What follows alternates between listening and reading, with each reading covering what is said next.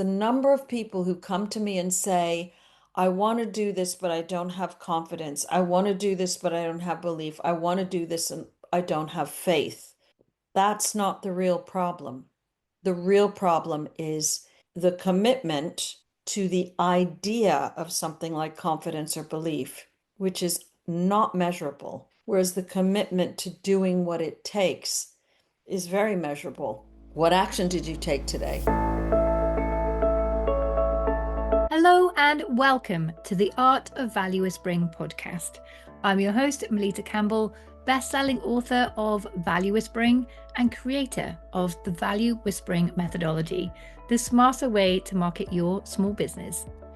Each week on the show, I bring you thought-provoking conversations and practical ideas to help you discover the smarter way to market your business so you can stop wasting years on advice that was never right for you.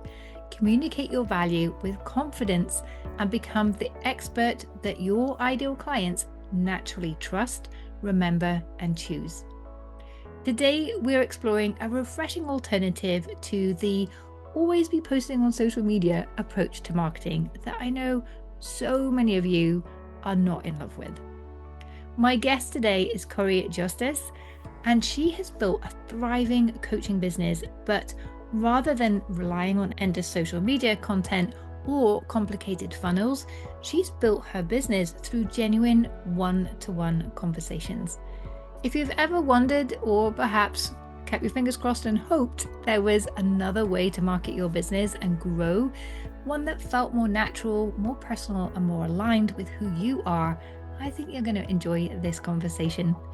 Together, we explore why commitment matters more than confidence, how deep listening can become your greatest marketing advantage, and why meaningful conversations will always outperform transactional selling. Before we dive in, however, I would love to invite you to something special. This month, I'm celebrating my 18th year in business, and on the 16th of July, I'm hosting a live birthday celebration where I'll be sharing the 18 biggest lessons I've learned over nearly 2 decades in business. And I'll be sharing and exploring some of the mistakes that quietly steal years of progress. What I've discovered really creates sustainable success, and the mindset shifts that have made the biggest difference along the way. There'll also be plenty of time for your questions during the live Q&A, and because no birthday celebration would be complete without presents, I'll also be giving away gifts and prizes to those who attend live. So I would love for you to join us. You'll find all the details at melittacampbell.com/birthday. I'll also add that link to the show notes for you. Now, let's get on to today's conversation with Cori. So, hi, Cori. It's great to have you with us on the show today. Hi, Melitta. Great to be here. And we are going to have a brilliant conversation all about conversations.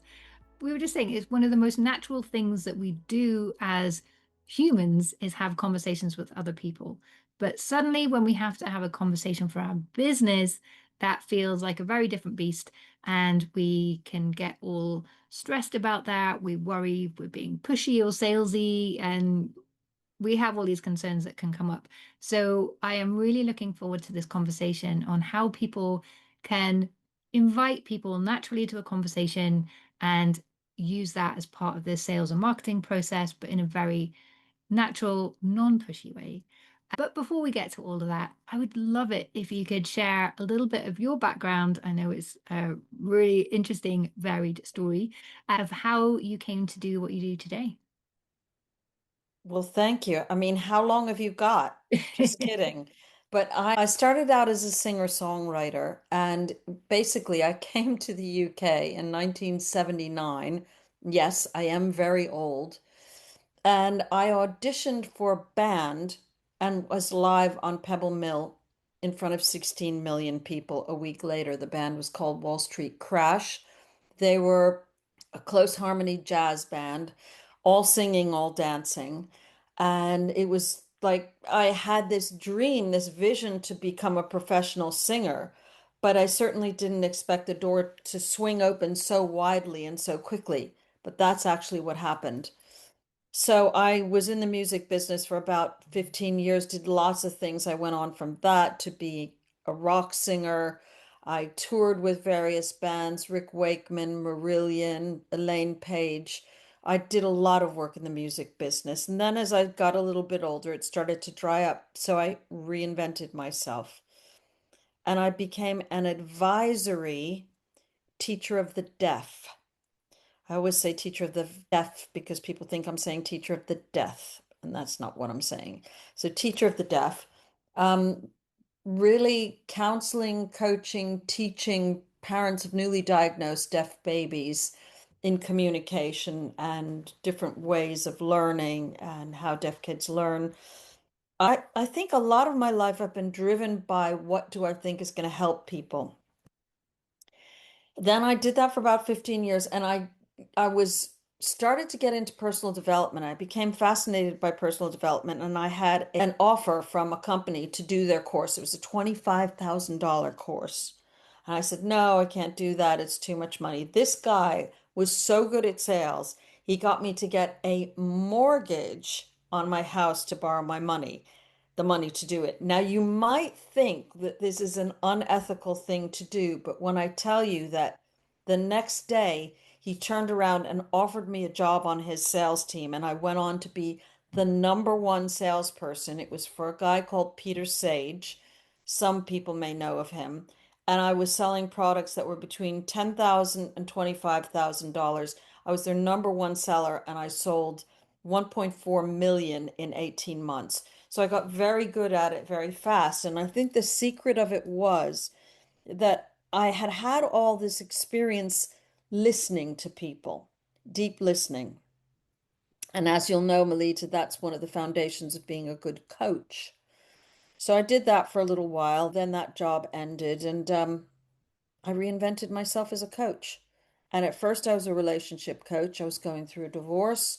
I was looking for another relationship. I was in my 60s by the time I found that relationship. I met the person I'm currently with just over 4 years ago at the age of 65.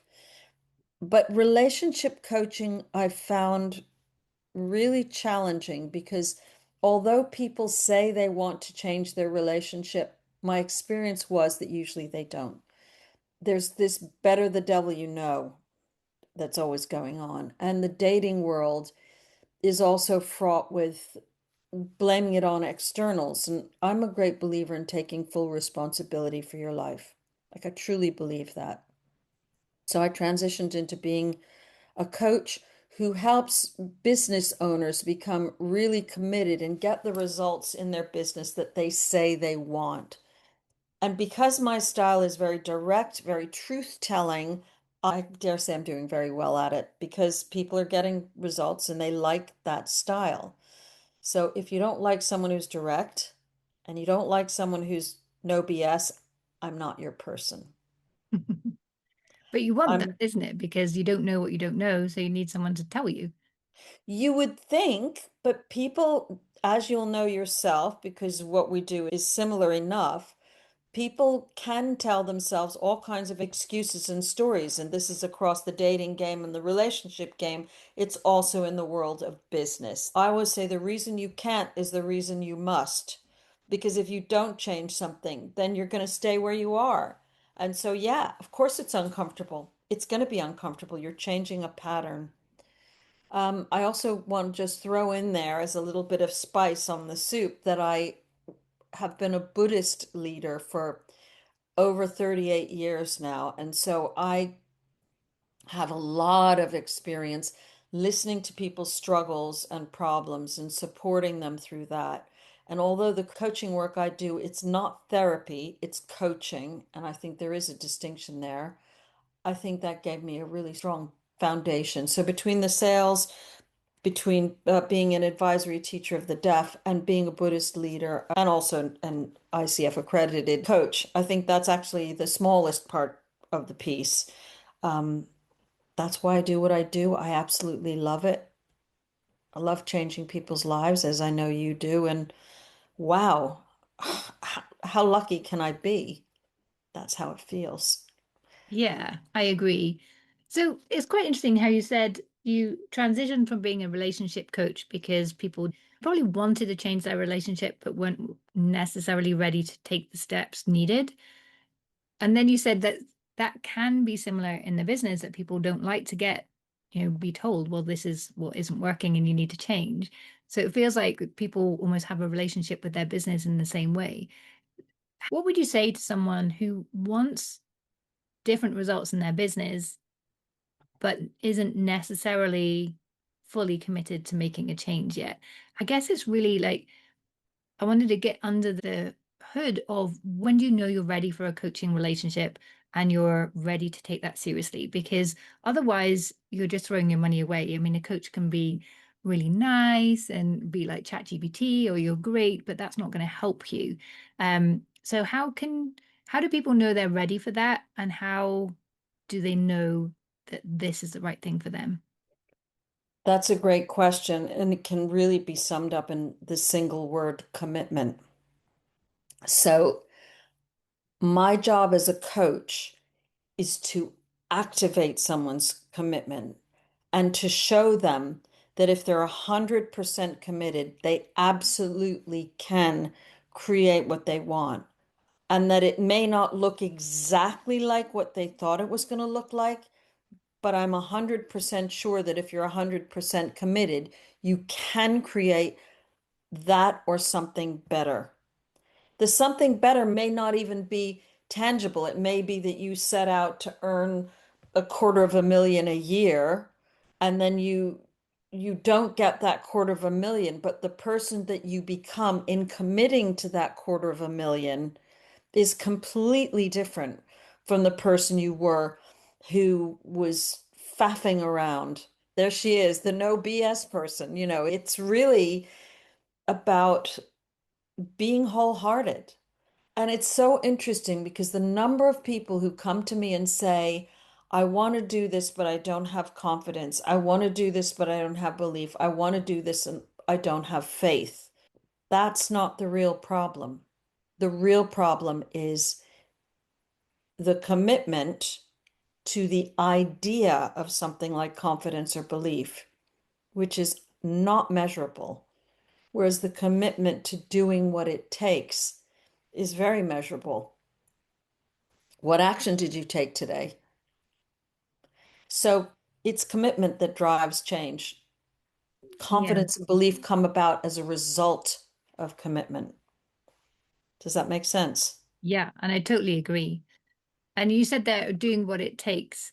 Is there a difference between doing what it takes and doing whatever it takes? I don't really know. I mean, I'd have to think about that. Yes, I think there is. I think there is. Doing what it takes. I mean, doing whatever it takes. Um, Gosh, I don't know. Tell me more about what you mean by that. I think the nuance in my mind is that doing whatever it takes is, as you say, taking that consistent action to build your business, to do the right things. Whereas doing whatever it takes is not necessarily doing the right things in terms of you're perhaps acting out of integrity just to get a sale, for example. And we've all, Oh, right. Yeah, no, no, I wouldn't go for that at all. I wouldn't go for bait and switch or, yeah, the doing whatever it takes, like lying and false promises and all that. That's definitely not my jam at all. Doing what it takes. Yeah, doing what it takes. And I think, as you said it, and I was thinking about the question, I was thinking doing whatever it takes. That suggests it's up to me what action the client does. And it's not up to me what the client does. It's a collaborative relationship where I elicit from the client the action that they have decided they will take. So their level of integrity isn't up to me either. yeah, because sometimes I get clients in and they sign up and then they're like, right, I'm ready for you to make me do all the things I don't want to do. And I was like, well, that's not how this is going to work. It's really finding out what's going to work for you in a way that you're going to want to do it. Because if I make you do something, you might do it once or twice, but you're not going to be consistent. You can't build your whole business around what someone's forcing you to do. in your direct approach, do you make people do things that they don't want to do, or do you find a way to make the things they don't want to do but are important for their business doable, if that I makes sense? think it totally makes sense. And the key word, again, I love these. I'm very like, so activate is the key word here. So activating the client to do what it takes. In other words, giving them a light bulb moment so that they understand what they need to do and why they need to do it and to do it. So it's really like that thing of once you see it, you can't unsee it.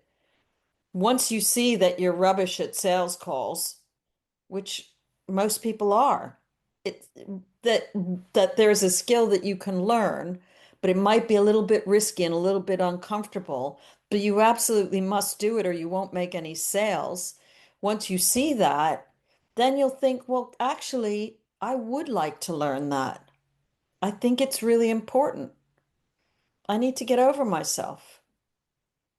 Yeah, because I think most people, particularly in the coaching profession, but most people that start a business, they just want to help people. I hear that all the time. I just want to help people. It's like, great, well, you need to have sales conversations to do Yeah. that. And then like, oh, but I don't want to do that. Yeah. Um, so tell me a little bit about your approach to sales calls. What made you so successful? And does that link to your sort of no BS approach and being direct with people, or did you have a different approach when it came to your sales? Perhaps I'm misrepresenting myself when I say no BS. I don't launch straight in and say, you're this and you're that. It's not like that. It's creating a relationship. And the best way to create a relationship is through listening. That's the superpower, is being able to listen and make the person feel heard. So when someone feels heard and understood, you've created connection. And once you have that connection, you ask permission to show them what they haven't seen. You can't do that without establishing a relationship first and without asking for permission. Yeah, I completely agree. And I think this is where people get scared with sales conversations because they think it is just going straight in, cajoling someone, convincing them to do something they don't necessarily want to do that's in your favor and not in their favor. Whereas, as you said, building that relationship, listening, understanding, and then only if you think you can help them, then you ask for permission to tell them more. But I think with every sales conversation, the goal has to be for that person to come away feeling good about themselves, good about that interaction. And actually, particularly for women, when they're shopping and buying things, we want to be part of that decision. So it's actually being really of service to people through that sales conversation. Is that how you see it? Yes and no. What if being of service to the person was enabling them to see that they are a no to the things that they say they want? What if being of service meant them feeling uncomfortable, knowing that they didn't have the courage to choose something this time around? I think that's in service, and I don't think Mhm. it necessarily feels good.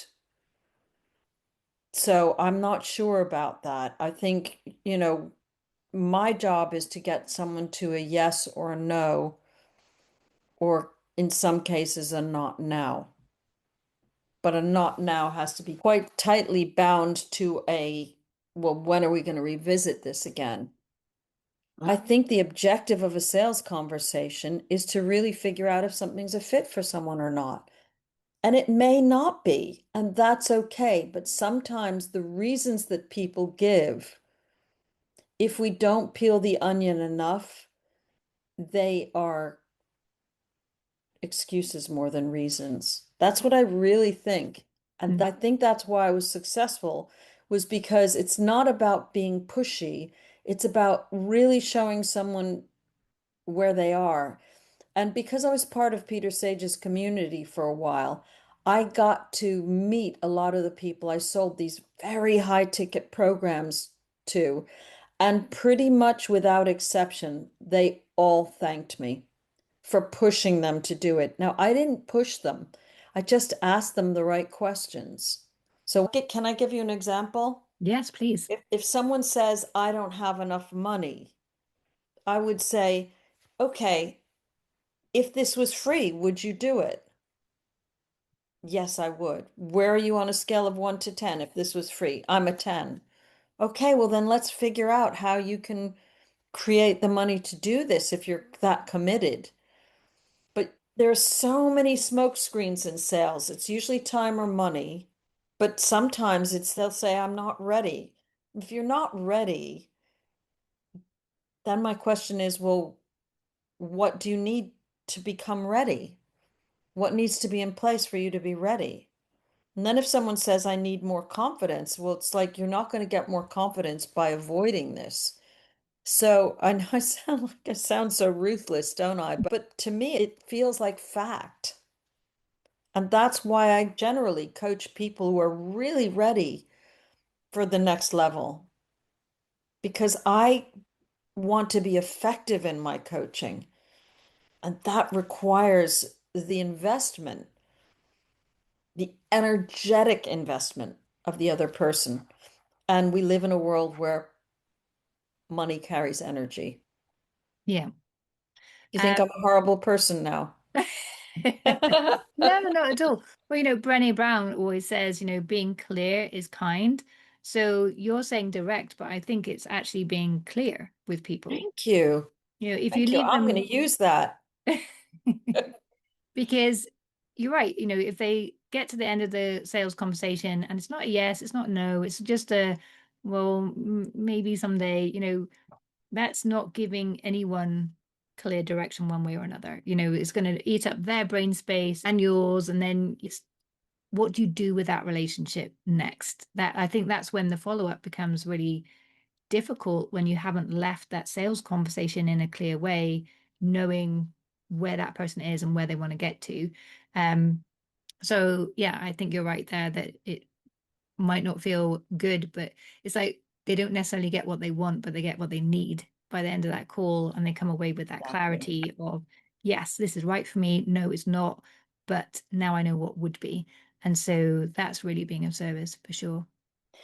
There is another thing that's springing to mind, Melita, that is so important that I want to bring into the conversation, and that is the relief that people sometimes feel at not making an investment is an illusion because they go through a period where they're almost there and they want to do it and they want to do it. And then they even start to do it or maybe put a deposit down, and then the buyer's remorse kicks in and they back out of it. And then you might have a conversation to see if they really want to do it or not. Once they've decided that they want to be safe, keep the money to one side and not have to make the investment, I personally think that's very often, if not always, an illusion that they made a better decision because it's such a relief. Mm, It's such a relief not to spend the money. Spending the money is scary. I think for pretty much everyone, isn't it? yeah. Yeah. So Unless then you've got like billions in the bank and millions in your back pocket and you don't have to worry about it. Yeah. right. But that's also necessary to show up. I know I've had people join my programs on some kind of discount or a scholarship and they never show up. And then there was a real wake up call for me that people are either committed or they're not. Um, and so that's part of the role of the sales conversation because I don't want to work with someone who isn't committed to Absolutely. themselves. So yeah. Absolutely. So, one thing that was really interesting that I found about your approach to your business is that you don't necessarily find people, build a relationship with them, and invite them to a sales call, which is quite funny to say, hearing that that's your background, but you instead invite them to a conversation. Can you tell us a little bit more about this approach? Absolutely. So I offer them an experience of what I do. And I call it a gifted coaching session, and it really is a gift. And it's offered with the intention of being a gift. And this takes practice, detaching from the idea of whether they will or won't become a client. That's where the challenge is. Okay. So if I gift a session, it's a gifted session. If it's going well, of course, I will offer someone the opportunity to explore working with me. But I don't know if they're going to be good for me, and I don't know if I'm going to be good for them if I don't create a real conversation. In my world, coaching is a very deep relationship. So I don't really want someone to come into it not knowing whether they should have done this or not. I want them to absolutely know that this is going to be a game changer for them. I want them to feel it before they buy. So, a discovery call, I mean, I've done them in my life. I've done lots of them. I've worked on other people's sales teams. You have to have had multiple exposures for that to be successful. And I guess that's where your work comes in as someone who does marketing. Mhm. You see, I just cut to the chase. I probably, in terms of visibility before a call, it's pretty limited. I might have spoken for 2 minutes at a networking group. I have actually become quite good at that because it's energetic, it's transmission. It's like, you're in that feeling of owning your message. And that really does hit people. And so then when you go on a gifted session, they do know who you are. They do know what your energy is. And they're thinking, she has something that I need because she has something that I lack. And then I deliver that, if it doesn't sound too big-headed. No, I think it's a wonderful way to, like, you go to a department store and there's all these hundreds of perfumes, and you don't know which one you like until they squirt it on your wrist and you think, oh, that one's really nice, or I don't like that. So this is like there's hundreds of thousands of coaches out there, but you don't know what the relationship is going to be with you until you experience it. So I think it's a really wonderful way to help people feel confident and comfortable with that ultimate sales decision if they decide, yes, this is something I want more of, because coaching is quite abstract. And as you say, Totally. it's a personal relationship. So you may have a really bad relationship with one particular coach who just wasn't a good fit. And then you don't want that to disrupt people from getting the support they need from a different coach where that relationship may be completely different.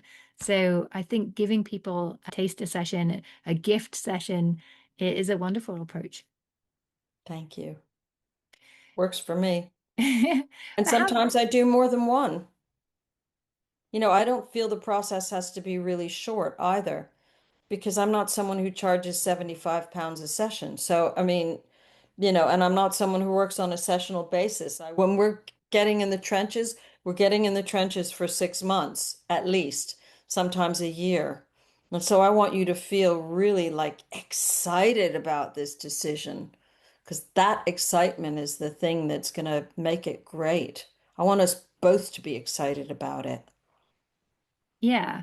And where a lot of coaches may shy away from having those sales conversations, they can coach.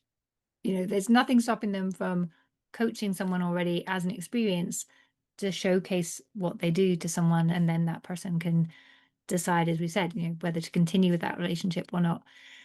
But how do you invite people to that first gifted session? Because it feels like it should be really easy. You're just giving someone a gift.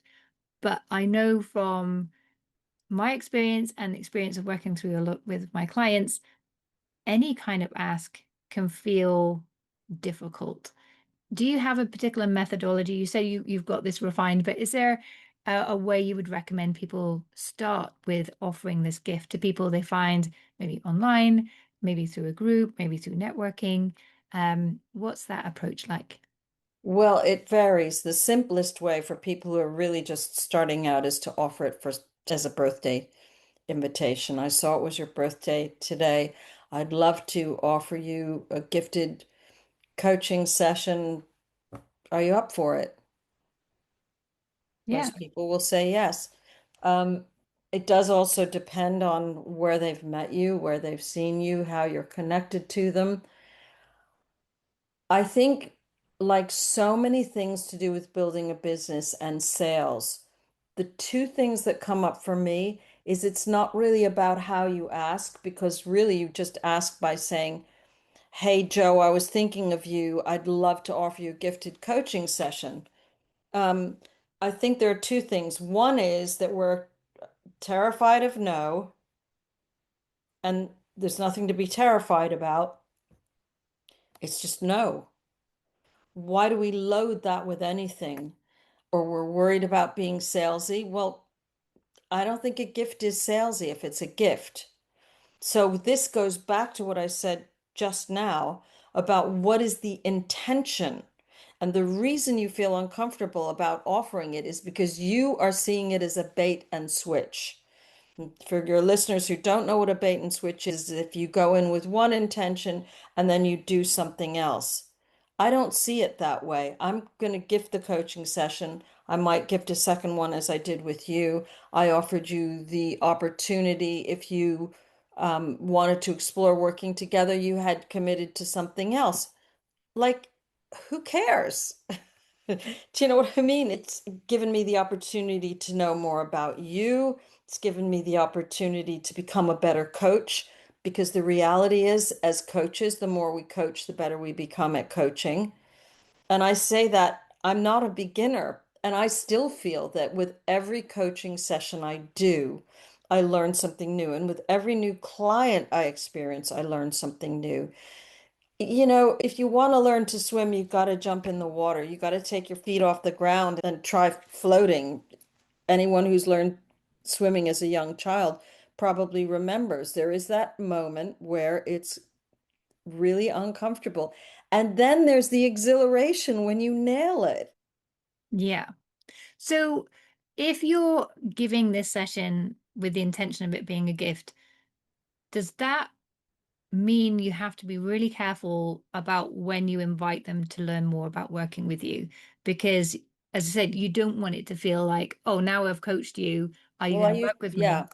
I mean, some people only do one session. I always do two sessions, and then I ask at the end of the second session, and I say, would you like to explore what it would look like to work together? And exploring something, if you've given them enough value, in my experience, 90% of the time they say yes. Now, that doesn't mean they all become clients Hmm. because you're Yeah. still getting them to a yes or a no. Yeah. So let's Most talk. people aren't happy to stay in the ring that long. They think it's too long.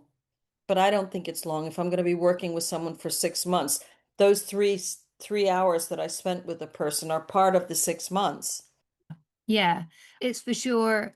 If you're selling like a low ticket item where you need volume, this is not going to be a strategy No, that works for you. But if it's a high ticket exactly. offer and the quality of the client matters as well as the quality of your service, then this is a great strategy because you're going to really understand what that person is like to work with. Are they someone that's committed?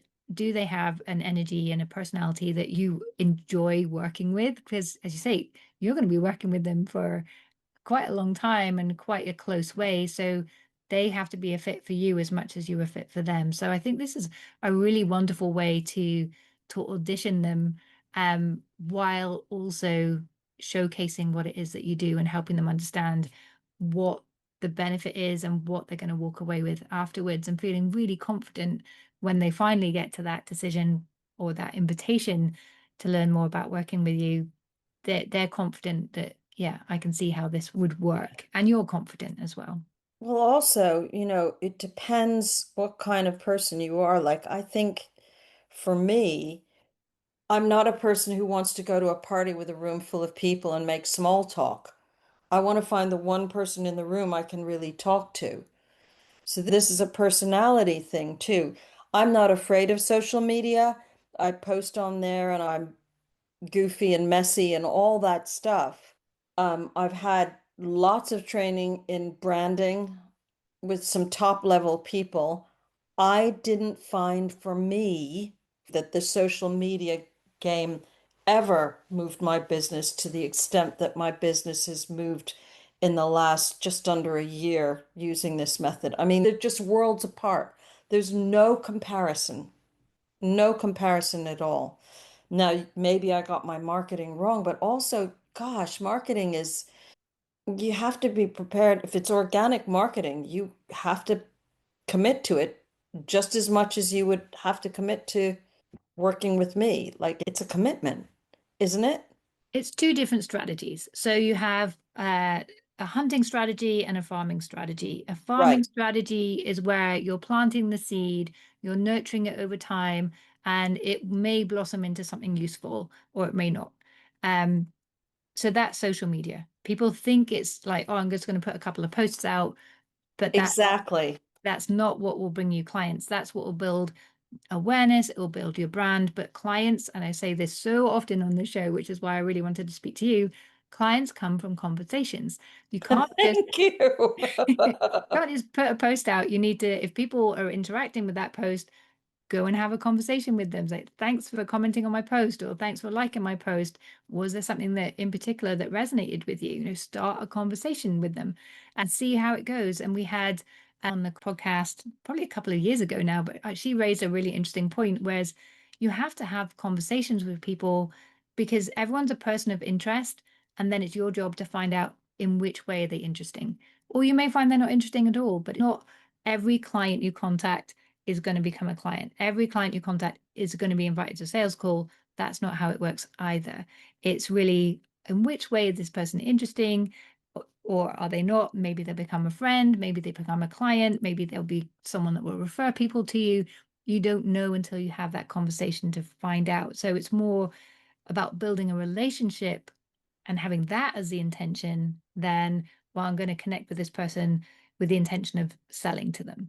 And I think Yeah. that tension makes all the difference to how you feel about that process, but also the results that you get. But here's the problem. I agree with you.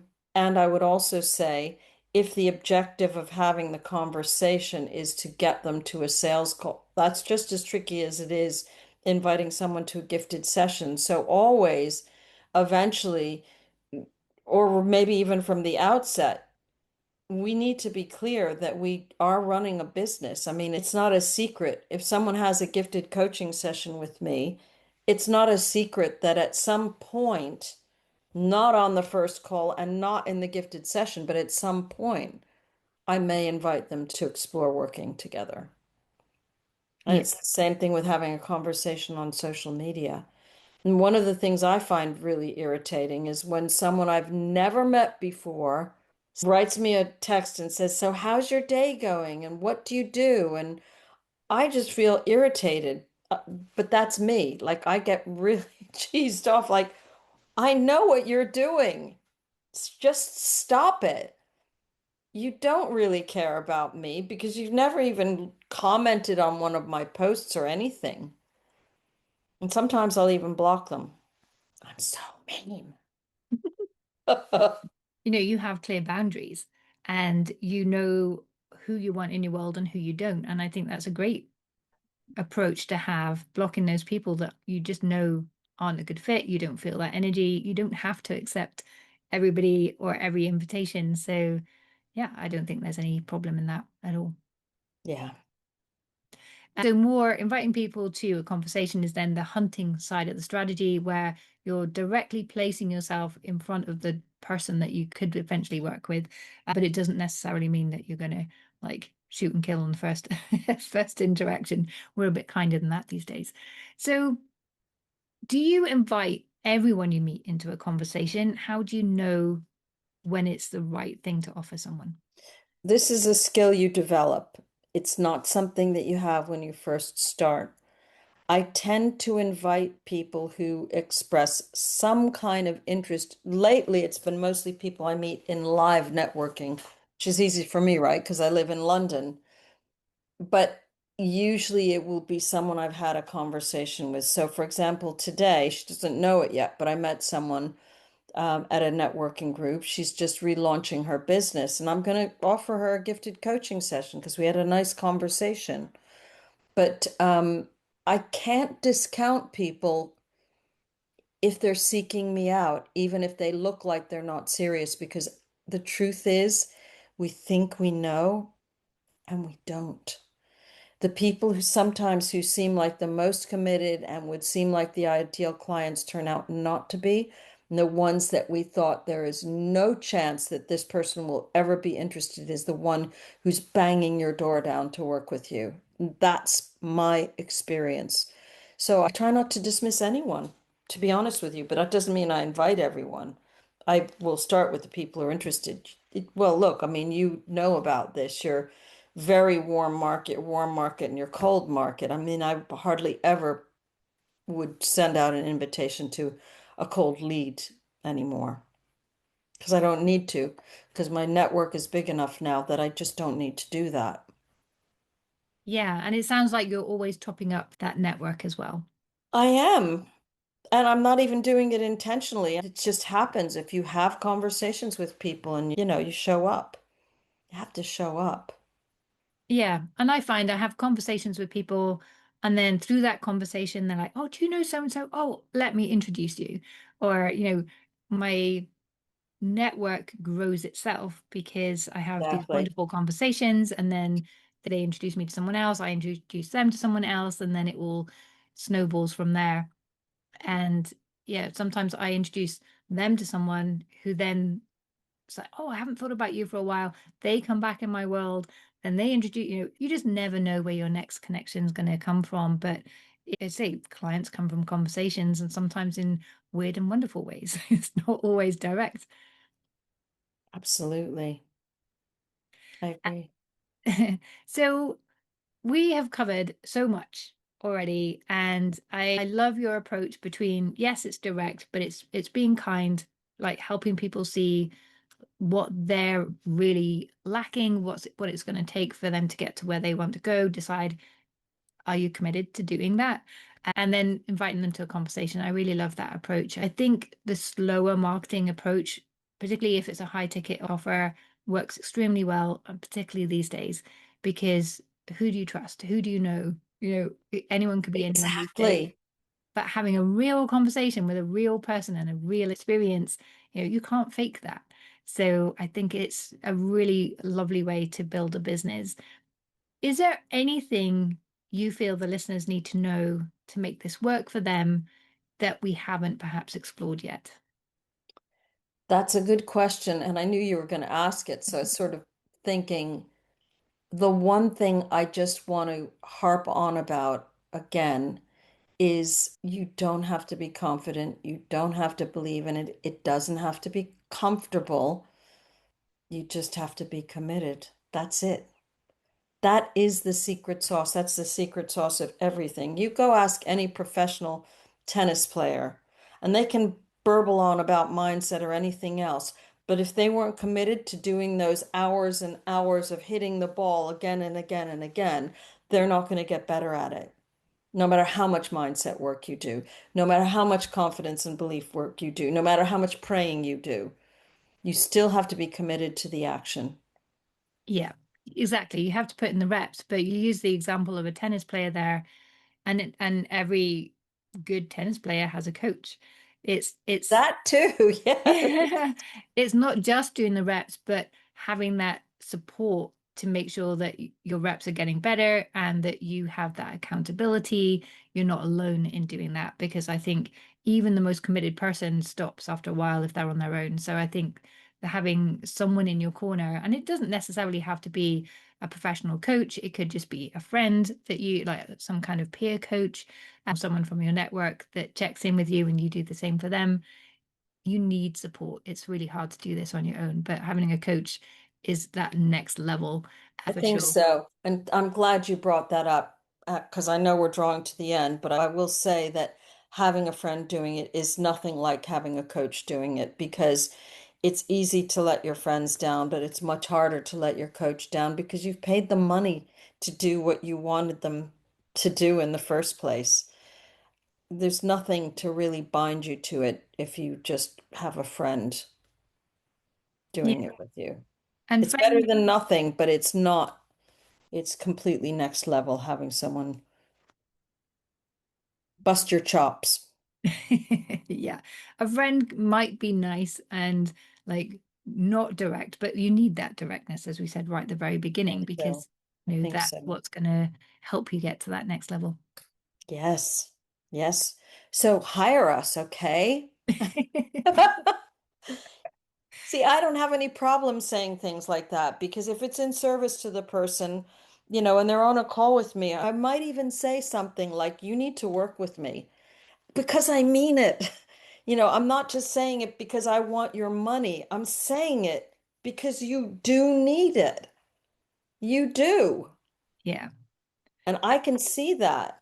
I have the great fortune of being outside of the situation.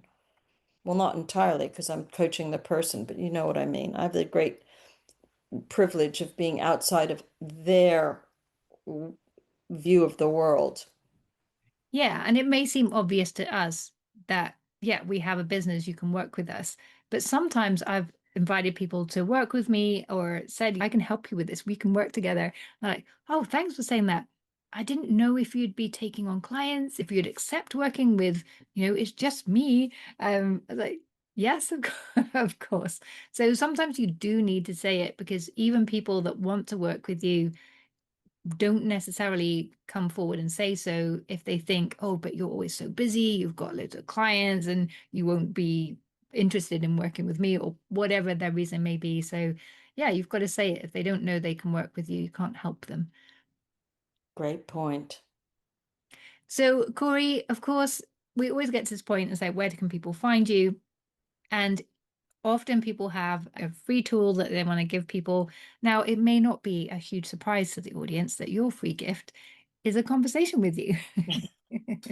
A gifted session. A gifted coaching session. So if you would like to have a gifted coaching session with Cori, go to the show notes. You'll find those at melittacampbell.com/podcast. You'll find the link to book directly there, or go and find Cori on LinkedIn. Is that where you hang out most? Mostly Facebook. Facebook. So find Cori. So how do you pronounce your, Josias, Cori Josias. just as it sounds? Yeah. Corijosias. Yeah, So nobody can pronounce it. It was hell in kindergarten. so go find Cori on Facebook and just connect with her there and say you've heard her on this podcast. You'd love a gifted coaching session. You can reach out that way too. Do you have a website that people can visit? I do, but it's so bad. But it's www.corijosias.com and you can book a call there. See, I haven't committed to building a website. I've been committed to having conversations with people. And yeah, I need to get on that. It's just not a priority for me. Well, it's nice to have a website. It's nice to have an online presence, a social media presence, but it's not the only way to build a business. And there's another reason why I wanted to have this conversation today, because I know a lot of people are like, do I have to do this? No, you don't. There's no one way to market your business, but you have to commit to the way you're going to approach it and Yes, follow that through. And I think having conversations, we can all do that. So yeah, absolutely. Corey, thank you so much for joining us and sharing this with us. Thank you, Melitta. It's been really a pleasure. Such a pleasure. Thank you so much. I hope you enjoyed that conversation with Corey as much as I did. For me, one idea really stood out.